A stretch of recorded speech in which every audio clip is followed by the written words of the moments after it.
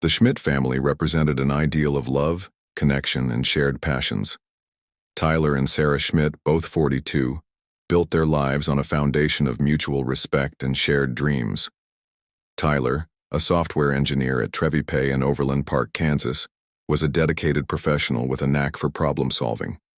Sarah, equally industrious and community-focused, was a librarian at Cedar Falls Public Library, where her enthusiasm for learning and compassion for others touched countless lives. Tyler and Sarah met at Truman State University in Kirksville, Missouri, during their college years. Their connection flourished, and they began building a life together, eventually moving to Cedar Falls, Iowa, in 2018. This relocation was a defining moment for their family. It marked the start of Sarah's cherished role at the local library, where her presence became a cornerstone of the community.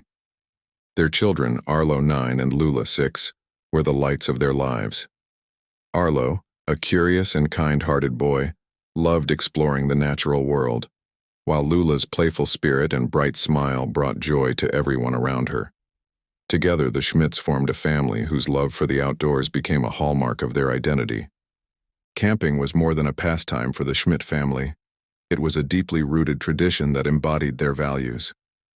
Their shared love for adventure found expression in regular trips to Iowa's state parks, including Maquoketa Cave State Park, a beloved destination for outdoor enthusiasts. Nestled among scenic landscapes, Maquoketa Caves offered the family opportunities to explore caves, hike trails, and connect with nature.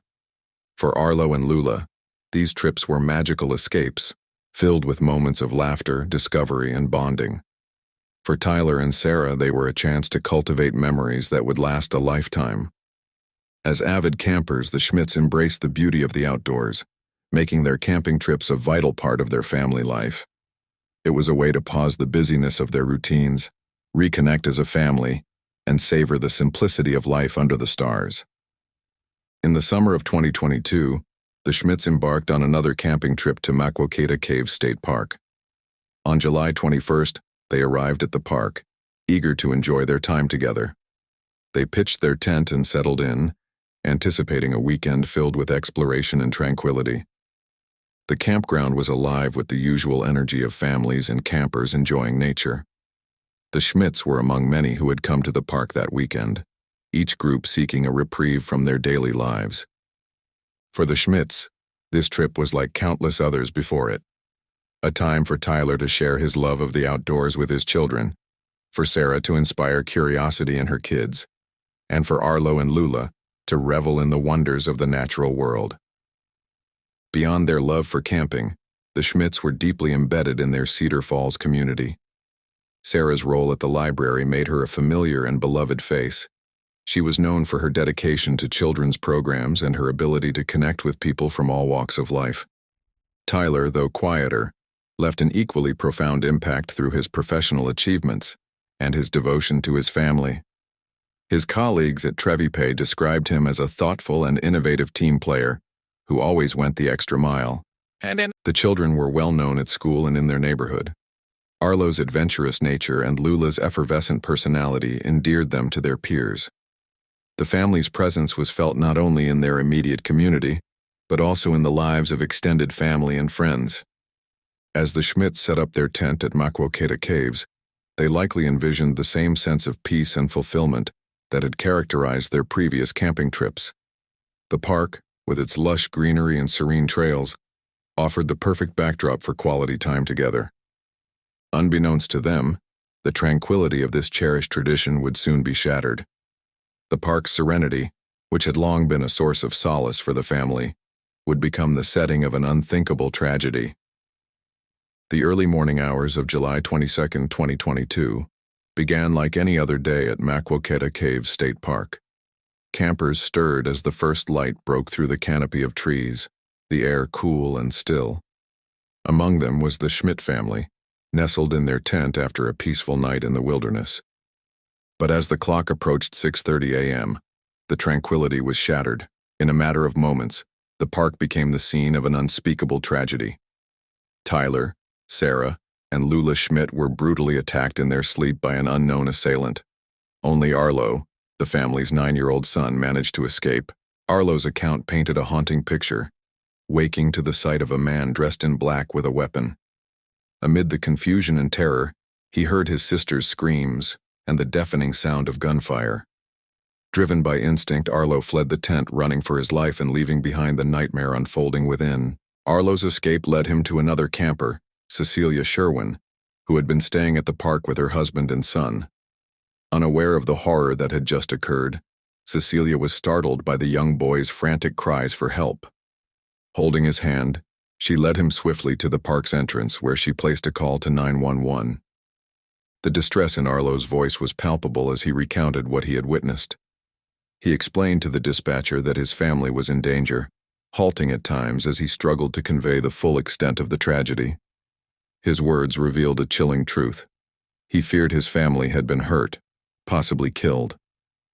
For Cecilia, the moment was harrowing. She later recounted how she believed the shooter might still be at large, fearing for her own safety as well as Arlo's. The two stayed near the park entrance, anxiously awaiting the arrival of law enforcement. Within minutes of the 911 call, park rangers and local law enforcement descended on the scene. Their first priority was to ensure the safety of all remaining campers. An evacuation order was issued, and officers methodically cleared the park as they began their investigation. The Schmidt's tent, now a crime scene, revealed the extent of the violence. Tyler had been shot and stabbed multiple times. Sarah had succumbed to stab wounds. Lula, the youngest victim, had been strangled and fatally shot. The brutality of the crime left investigators and first responders deeply shaken. Please don't forget to hit that like button and subscribe for more true crime content. Officers began piecing together the events. Attention quickly turned to Anthony Sherwin, a 23-year-old camper from La Vista, Nebraska. Sherwin had been staying at the park with his parents, Joe and Cecilia, in a tent roughly 75 yards from the Schmidts. When officers searched the grounds, they discovered Sherwin's lifeless body near the park. He had died from a self-inflicted gunshot wound. Evidence at the scene and witness accounts led authorities to conclude that Sherwin was the perpetrator of the triple homicide. However, the absence of a clear motive left investigators puzzled. Initial findings suggested that the crime was random, with no known connection between Sherwin and the Schmidt family. This randomness deepened the sense of unease surrounding the tragedy. The 911 call from Cecilia Sherwin became a key piece of evidence in the investigation. During the 23-minute call, Arlo described the attacker's appearance and actions, emphasizing that the assailant had worn black clothing. This detail would later become a point of contention, as Cecilia asserted that her son Anthony had been wearing green shorts that morning, a claim she believed absolved him of guilt. Despite the Sherwin family's doubts, law enforcement maintained that the evidence pointed squarely to Anthony as the sole perpetrator. Investigators cited a combination of witness statements, the timeline of events, and physical evidence to support their conclusion. As the park was evacuated, the magnitude of the tragedy began to sink in. Campers who had been enjoying a peaceful retreat suddenly found themselves thrust into a scene of chaos and grief. Many left without fully understanding what had occurred, only learning of the details through news reports in the days that followed. Law enforcement cordoned off the area, launching a comprehensive investigation into the crime. The state park, normally a bustling destination for families and nature enthusiasts, fell eerily silent. For those who had been there that day, the memory of the morning's events would remain a haunting reminder of the fragility of life. As news of the tragedy spread, the Sherwin family publicly questioned the investigation's findings. Cecilia Sherwin described her son as a gentle and intelligent young man, insisting that he was incapable of such an act. She pointed to the lack of a clear motive and what she perceived as inconsistencies in the evidence. Her doubts fueled debates about the case, with some questioning whether all avenues of investigation had been thoroughly explored. Despite the Sherwin family's pleas for additional transparency, authorities stood by their conclusion that Anthony Sherwin acted alone in committing the murders. News of the tragedy sent shockwaves through Cedar Falls and beyond. In the wake of the murders, friends, neighbors, and colleagues of the Schmidt family struggled to process the loss. The randomness of the crime left many feeling vulnerable, prompting discussions about safety at state parks and the importance of mental health resources. Cedar Falls Mayor Rob Green took to social media to share his condolences and announce plans for a memorial service. Tyler and Sarah's colleagues at Trevi and the Cedar Falls Public Library expressed their grief through heartfelt statements, remembering the couple for their kindness, dedication, and impact on the community. The morning of July 22, 2022, marked the end of an era for those who knew and loved the Schmidts. The tight-knit family, whose love for one another had been a beacon of hope and joy, was torn apart by an act of violence that defied explanation. Following the tragedy at Maquoketa Caves State Park, investigators worked tirelessly to piece together the events that led to the murders of Tyler, Sarah, and Lula Schmidt. Evidence at the scene pointed to 23-year-old Anthony Sherwin as the perpetrator. Found dead from a self-inflicted gunshot wound, Sherwin became the focus of law enforcement's inquiry. Authorities interviewed every camper who had been present that morning, gathering eyewitness accounts and establishing timelines. They concluded that Sherwin acted alone, though his motive remained elusive. Initial autopsy reports confirmed the gruesome injuries sustained by the Schmidt family, but other details of the case, such as the firearms connection to Sherwin, remained undisclosed. The Iowa Department of Public Safety withheld certain investigative findings, citing ongoing considerations. This lack of transparency became a source of frustration, particularly for Sherwin's family, who questioned the evidence tying him to the murders. Cecilia Sherwin, Anthony's mother, adamantly refuted the allegations against her son. She described him as a gentle, intelligent, and goal-oriented young man who had no history of violence or criminal behavior. In interviews, she emphasized that Anthony had worn green shorts that morning, not the black clothing Arlo described seeing on the attacker. The Sherwins requested access to investigative reports and sought to conduct an independent autopsy on Anthony's body. However, the results only deepened their confusion. The family also criticized law enforcement for failing to disclose the specific location where Anthony's body was found, or details linking the firearm to the murders. Public sentiment was divided. Some sympathized with the Sherwins, believing their pleas raised valid questions. Others felt the evidence, though not fully disclosed, pointed conclusively to Anthony's guilt. As the case faded from headlines, these conflicting narratives persisted, leaving an air of uncertainty around the tragedy. In the weeks following the murders, the Cedar Falls community rallied to honor the memory of Tyler, Sarah, and Lula Schmidt. A public memorial was held on August 2, 2022, at Overman Park, drawing hundreds of attendees. The event was a heartfelt celebration of the Schmidts' lives, featuring stories and memories shared by loved ones. Mayor Rob Green, who had known Sarah personally, spoke about her contributions to the Cedar Falls Public Library and her kindness as a neighbor. Tyler's colleagues from Trevi and Sarah's friends from the library offered tributes that highlighted the couple's generosity, humor, and devotion to their family. For many, the memorial was a cathartic moment, a way to collectively grieve and celebrate the lives of a family whose absence was profoundly felt. The Schmidt family's legacy of love and community remained a source of comfort, even amid the pain of their loss. The tragedy cast a long shadow over Cedar Falls and beyond. Residents grappled with the randomness of the crime and the unsettling questions it raised. Could such violence have been prevented? What drove the suspect to commit such an unthinkable act? The local government took steps to support the grieving community. The Cedar Falls Public Library temporarily closed, allowing staff to mourn Sarah's passing. Tyler's employer provided financial and emotional support to the surviving family, contributing generously to a GoFundMe campaign established for Arlo's future. The campaign raised nearly $300,000, a testament to the community's commitment to supporting the young boy. Arlo, now living with extended family in Cedar Falls, became a symbol of resilience. His story inspired countless acts of kindness, from donations to meal trains, as people sought to ease his path forward. 1 year after the tragedy, Maquoketa Caves State Park had resumed its usual rhythm, hosting families and adventurers once again. However, for those who remembered the events of July 22, 2022, the park remained a poignant symbol of loss.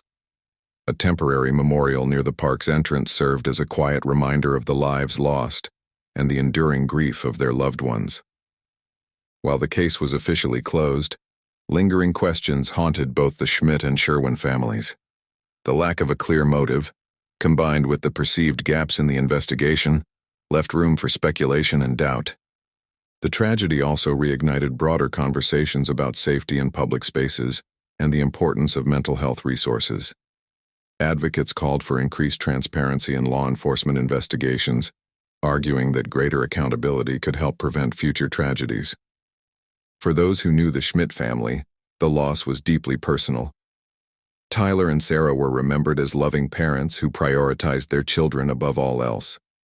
Lula's bright personality and Arlo's courage in the face of unimaginable adversity became central to the family's story. As the community continued to heal, the Schmidt family's memory inspired acts of kindness and connection.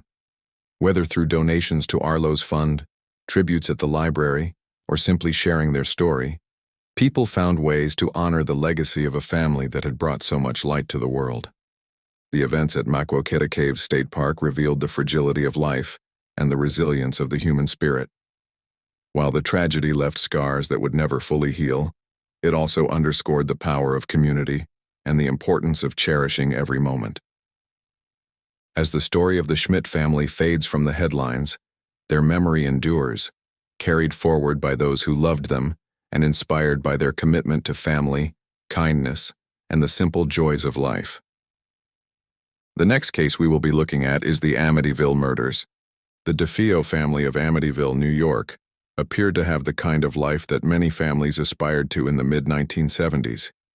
They lived in a picturesque Dutch colonial house at 112 Ocean Avenue, with its distinct gambrel roof and a serene view of the Amityville River. To their neighbors and acquaintances, the DeFeos were a hard-working and tight-knit family. But beneath this veneer of suburban tranquility lay a volatile household, one fraught with tensions that would culminate in unimaginable violence. Ronald DeFeo Sr., the patriarch, was a forceful and imposing figure. Known for his authoritarian demeanor, he ran his household with an iron fist. His high expectations for his children often spilled over into verbal and physical confrontations, particularly with his eldest son, Ronald Jr., or Butch. While Ronald Sr. worked hard to provide for his family, his domineering nature made life inside the DeFeo home anything but peaceful. Louise DeFeo, his wife, was elegant and dutiful, often serving as a mediator between her husband and their children, especially when tensions escalated. The children, Dawn, 18, Allison, 13, Mark, 12, John, 9, and Butch, 23, each had their unique personalities. Dawn, the eldest daughter, was preparing to leave the house and start her life as an independent young woman. Allison, sweet and intelligent, was deeply loved by everyone who knew her. Mark and John, close in age, shared a brotherly bond strengthened by their love of sports and outdoor activities. But Butch, the eldest child, stood apart. From a young age, he struggled to meet his father's high expectations, and this friction defined much of his relationship with Ronald Sr. As Butch grew older, his defiance intensified. He developed a reputation for being unpredictable, often clashing with his father in explosive arguments. These conflicts, coupled with Butch's growing involvement in drugs and petty crime, caused a deep rift between him and the rest of the family. By 1974, the cracks in the DeFeo family dynamic had become increasingly apparent. Ronald Sr.'s temper flared more often, and his authoritarian rule seemed to stifle his children, especially Butch. While the younger siblings were shielded from much of the turmoil, Butch bore the brunt of his father's wrath. Butch's life outside the home was equally tumultuous. He had begun using heroin and LSD, which only exacerbated his erratic behavior. Though he worked for his father at the family-owned auto dealership, his performance was inconsistent, and he often clashed with customers and co-workers alike. The job seemed to exist more as a way for his father to keep an eye on him than as a true career path. Despite these challenges, the family maintained an outward appearance of stability. They continued to host gatherings and participate in community events, giving no indication of the brewing storm within their household. The day leading up to the tragedy began like any other for the DeFeo family. Louise prepared meals and managed the household, while Ronald Sr. left for the dealership with his sons. That evening, the family had dinner together, and by all accounts, the atmosphere seemed calm. At some point after the family retired for the night, Butch armed himself with a .35 caliber Marlin rifle. He moved methodically through the house, beginning with his parents' bedroom. Ronald Sr. and Louise were shot twice each as they lay in bed. The sound of gunfire, though loud, seemed to have gone unnoticed by the rest of the household, or so it appeared. Next, Butch turned his attention to his siblings. He entered the rooms of Dawn, Allison, Mark, and John, shooting each of them once as they lay sleeping. Investigators would later note the eerie fact that all the victims were found face down in their beds with no signs of a struggle. Butch then took steps to cover his tracks. He showered, changed his clothes, and disposed of evidence including the rifle and spent cartridges. He left the house and went about his morning as though nothing had happened, eventually arriving at work. At approximately 6:30 p.m. on November 13th, Butch entered Henry's Bar, a local hangout in Amityville, visibly distressed. He burst through the door and declared, "You got to help me. I think my mother and father are shot." The patrons, alarmed by his panic, followed him back to 112 Ocean Avenue. Inside the house, the grisly scene unfolded. The group discovered the bodies of Ronald Sr. and Louise in their bedroom. The silence in the house was deafening, broken only by the group's horrified reactions. One of the men, Joe Yeswit, immediately called the police. When officers arrived, they conducted a thorough search of the home and discovered the full extent of the carnage. In each bedroom, they found a family member lying lifeless, face down in bed. The parents had been shot twice, while each of the children had been killed with a single bullet. In the immediate aftermath, Butch presented himself as a distraught survivor. He told officers that his family had been killed in a mob hit orchestrated by Louis Fellini, a man he claimed had ties to his father. Butch's story seemed plausible at first, given his father's business dealings. To ensure Butch's safety, police took him into protective custody for questioning. However, inconsistencies in Butch's account quickly emerged. Detectives noted that his demeanor shifted during questioning, and his story about the mob hit began to unravel. Fellini, the alleged hitman, had an airtight alibi, placing him out of state at the time of the murders. Confronted with these facts, Butch's facade crumbled. The next day, during a tense interrogation, he confessed to the killings. His chilling words, "Once I started, I just couldn't stop. It went so fast," would later haunt those who heard them. Butch provided a detailed account of his actions, describing how he had carried out the murders and disposed of the evidence. He admitted to taking a bath and changing his clothes after the crime, attempting to erase any trace of his involvement. As the confession made headlines, the public grappled with the shocking nature of the crime. Butch's admission answered some questions, but it also raised many others.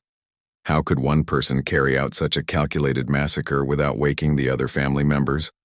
Why were all the victims found face down in their beds? Forensic experts weighed in on the puzzling details. The rifle Butch used did not have a silencer, meaning the shots would have been deafening in the confines of the house. Yet neighbors reported hearing nothing unusual that night. The lack of struggle among the victims also baffled investigators. There was no evidence of sedatives or any other substances that might have incapacitated the family. These unanswered questions fueled speculation. Some wondered if Butch had acted alone, or if others had been involved in the crime. Theories ranged from the involvement of accomplices to more sinister ideas, such as paranormal influences.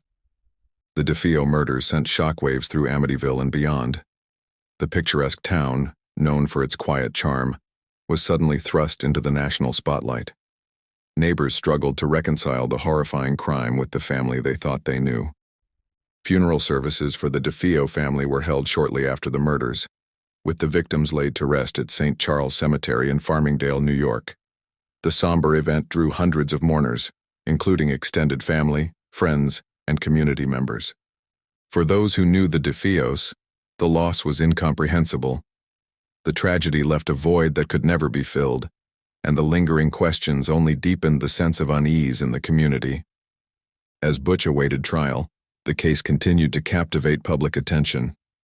The details of his confession, coupled with the mysterious aspects of the crime, made it a topic of intense scrutiny and debate.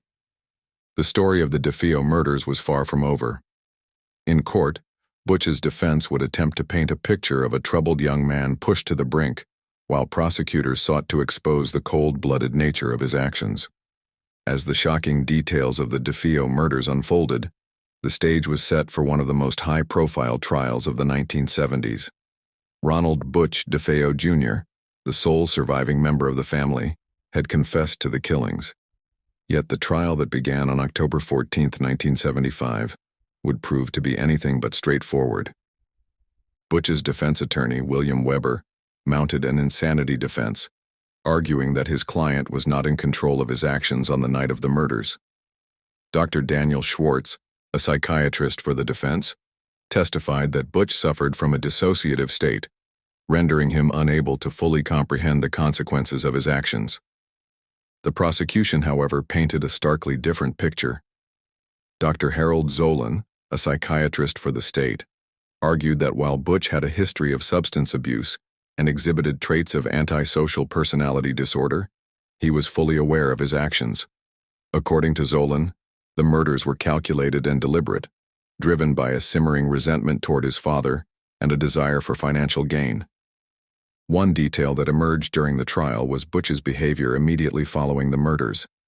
After disposing of the rifle and cleaning himself up, he had gone to work as usual and interacted with friends as if nothing had happened. Prosecutors pointed to this as evidence of his cold and calculating nature. The prosecution posited that greed was a significant motivator for the crime. Butch had asked law enforcement what he needed to do to collect on his father's life insurance policy shortly after the murders. This revelation shocked those following the trial, as it suggested a disturbingly pragmatic motive for such a horrific act. Butch's volatile relationship with his father was also central to the case. Witnesses described years of escalating tension between the two. Ronald Sr. was described as domineering and prone to anger, while Butch, resentful of his father's control, had developed a deep-seated animosity toward him. While the financial motive and family dynamics provided a possible explanation, questions lingered about how Butch could have carried out the murders so methodically. Testimony from ballistics experts and forensic investigators underscored the precision of the crime. The victims, all shot in their beds, showed no signs of struggle, and the rifle used was loud enough to wake anyone nearby. Yet no one in the DeFeo household, or the surrounding neighborhood, appeared to have heard the shots. After weeks of testimony, the jury deliberated and returned a verdict on November 21, 1975. Ronald DeFeo Jr. was found guilty on 6 counts of second-degree murder. The court sentenced him to 6 consecutive terms of 25 years to life, ensuring that he would spend the rest of his life behind bars. Judge Thomas Stark, who presided over the trial, did not mince words in his condemnation of Butch's actions, calling the murders the most heinous crimes committed in Suffolk County since its founding. The severity of the sentence reflected the brutality of the crime and the devastating impact it had on the community. Though Butch's conviction brought closure to some, it marked the beginning of decades of conflicting accounts and unanswered questions. Over the years, Butch would change his story multiple times, each version adding new layers of mystery to the case. In one interview, Butch claimed his sister Dawn was involved in the killings. He alleged that she had shot their father during a confrontation, and that their mother, distraught, had killed the younger siblings before Butch himself killed her. He insisted that he took the blame to protect his sister's reputation. In another account, Butch suggested that the murders were a joint effort between himself, Dawn, and 2 friends, Bobby Kelsky and Augie DeGenero. He claimed that after an argument with their father, he and Dawn planned to kill their parents, but Dawn went rogue and killed the younger siblings to eliminate witnesses. In this version, Butch said he killed Dawn in a fit of rage after discovering what she had done. While these stories cast doubt on the initial narrative, they were riddled with inconsistencies. Investigators found no evidence to corroborate Butch's claims. Ballistics experts noted that gunpowder residue on Dawn's nightgown indicated she had been near the muzzle of the rifle when it was fired. But this did not prove that she had discharged the weapon.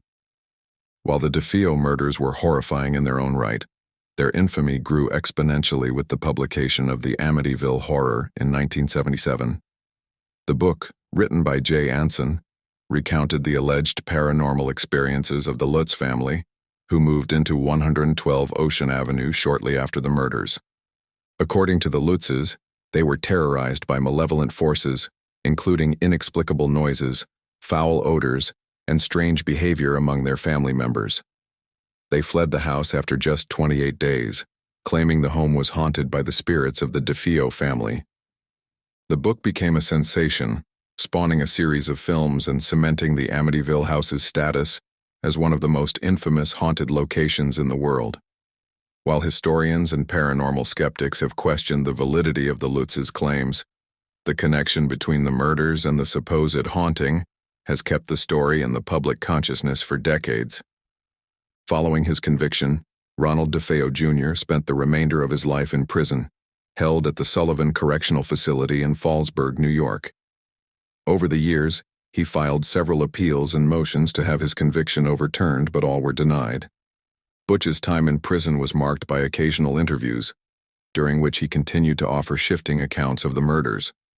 His claims, however, were largely dismissed by investigators and legal experts, who viewed them as attempts to deflect responsibility. On March 12, 2021, Ronald DeFeo Jr. died at the age of 69 at Albany Medical Center. The official cause of death was not disclosed, bringing an unceremonious end to the life of a man whose crimes had shocked and horrified the world. Despite Butch's confession and conviction, questions remain about the night of November 13, 1974. How could all 6 victims have been killed without anyone waking or resisting? Why did none of the neighbors hear the gunshots? And what truly motivated Butch to commit such an unspeakable act? The case has spawned countless theories, from the involvement of additional perpetrators to suggestions of supernatural influences. While some of these theories lack credibility, they underscore the enduring fascination with the DeFeo murders and the mysteries surrounding them.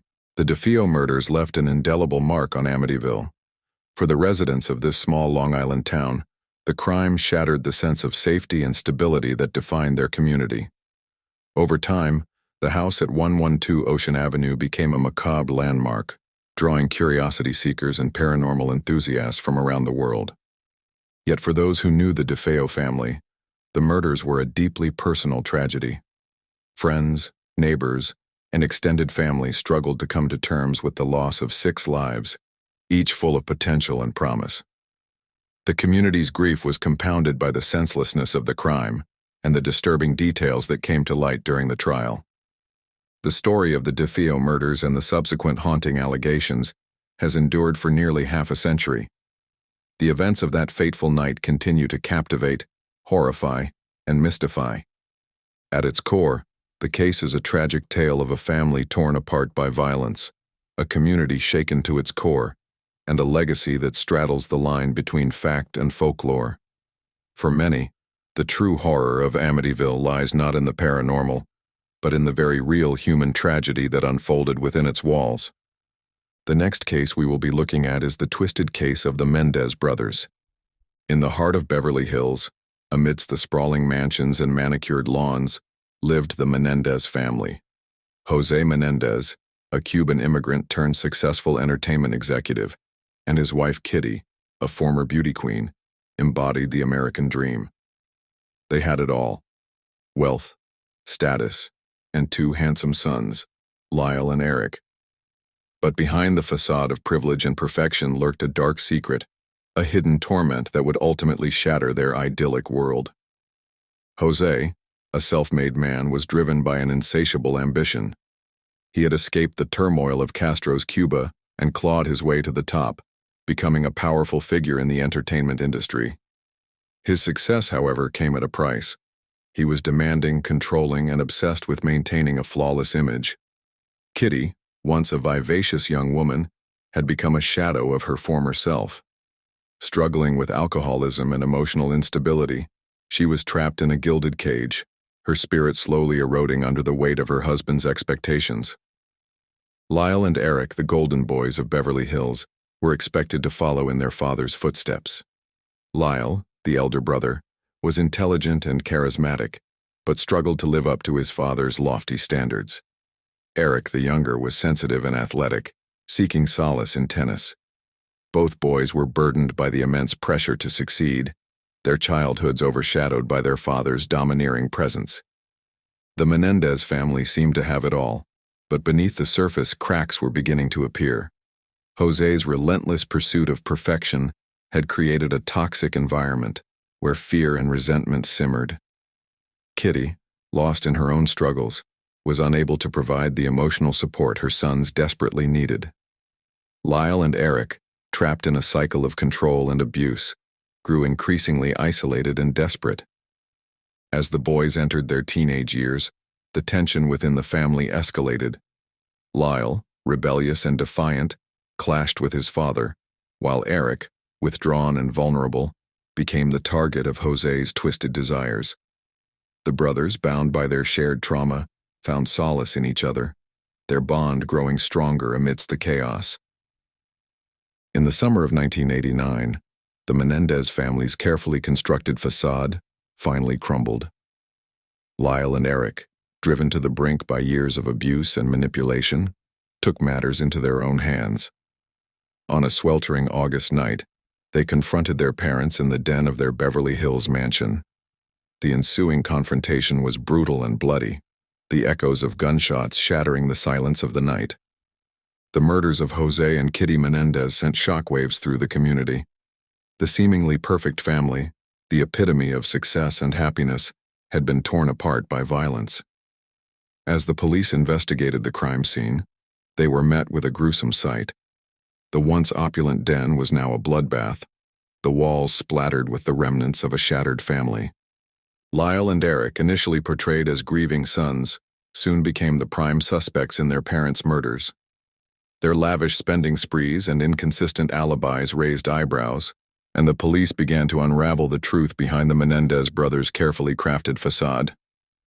As the investigation deepened, the dark secrets of the Menendez family began to emerge. Allegations of abuse, long suppressed, came to light, painting a disturbing picture of a family torn apart by control, manipulation, and unspeakable acts. The brothers, once seen as victims of a senseless tragedy, were now accused of being cold-blooded killers, their motives shrouded in mystery. The Menendez brothers' trial became a media sensation, captivating the nation with its lurid details and complex characters. Lyle and Eric, thrust into the spotlight, became symbols of wealth, privilege, and the dark side of the American dream. Their story, a twisted tale of abuse, betrayal, and murder, would forever be etched in the annals of true crime history. The arrest of Lyle and Eric Menendez sent shockwaves through the nation.